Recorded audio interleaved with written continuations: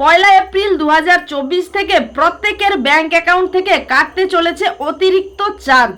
State bank of India জারি করলো নতুন নিয়ম। তো আজকের এই ভিডিওতে আমি সোমা আপনাদের সঙ্গে বিস্তারিত এই সম্পর্কে আলোচনা করব, তাই অবশ্যই ভিডিওটা প্রথম থেকে শেষ পর্যন্ত মনোযোগ সহকারে দেখবেন এবং ভিডিওটা ভালো লাগলে লাইক করে দেবেন। চ্যানেলে নতুন থাকলে চ্যানেলটি সাবস্ক্রাইব করে আমাদের সাথে অবশ্যই যুক্ত হয়ে যান। তো আমরা যখনই কোনো ভিডিও আপলোড করব আপনি সর্বপ্রথম কিন্তু তা দেখতে পাবেন। তো state bank of India ATM কার্ডের ওপর অতিরিক্ত চার্জ জারি করলো।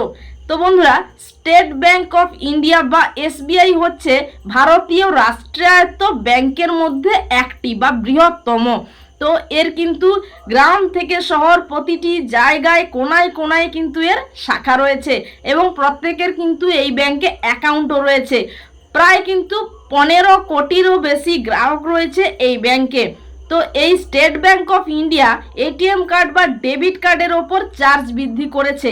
তো আমরা যেহেতু প্রত্যেকেই ফোনপে, গুগল পে এই সমস্ত ইউপিআই অ্যাপ ব্যবহার করি, এর জন্য কিন্তু এটিএম কার্ড বা ডেবিট কার্ডের প্রয়োজন হয়। তো এই এটিএম কার্ডের ওপর যে অতিরিক্ত চার্জ জারি করা হয়েছে, পয়লা এপ্রিল থেকে প্রত্যেকের অ্যাকাউন্ট থেকে কাটবে সেই চার্জটি। তো এই নিয়মটা কিন্তু জারি হয়েছে।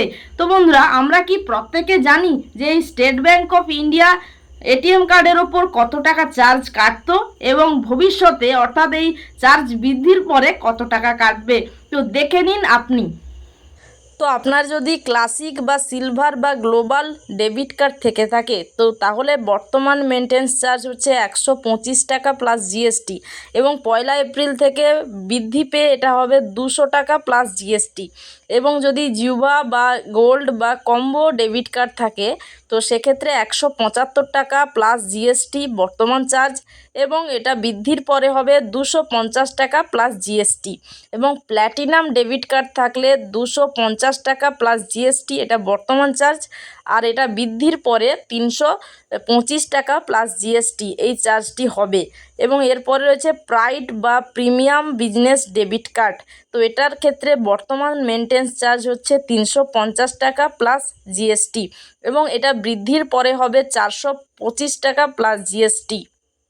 তো আপনারা দেখতেই পেলেন যে স্টেট ব্যাংক অফ ইন্ডিয়ার এটিএম কার্ড যাদের রয়েছে, তো তাদের কত টাকা চার্জ কাটবে।